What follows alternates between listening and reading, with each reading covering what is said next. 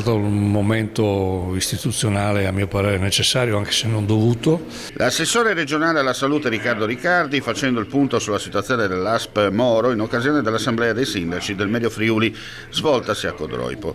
Nel corso dell'incontro ha tracciato un bilancio dell'attività commissariale, evidenziando come l'ente sia passato da un passivo di milioni di euro dal 2021 al 2023 all'attuale avanzo di gestione, grazie a una manovra di risanamento economico-finanziario complessiva.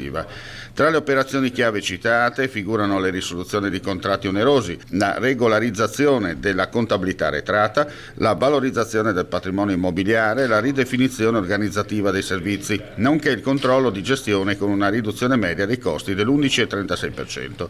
Importanti anche le azioni di risanamento sulle posizioni fiscali pendenti, il recupero crediti e l'attenzione all'occupazione. È stato inoltre fatto ordine nel servizio sociale, separando chiaramente i conti e garantendo la tempestiva erogazione dei benefici ai cittadini.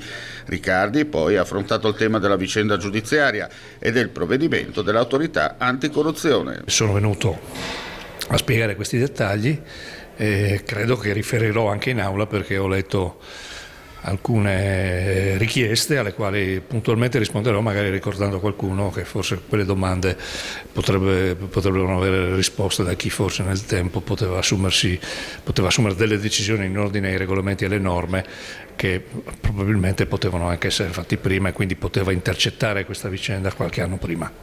Il 17 aprile si va in tribunale e la Regione si costituirà parte civile? Sì, noi ci costituiremo parte civile come abbiamo già annunciato.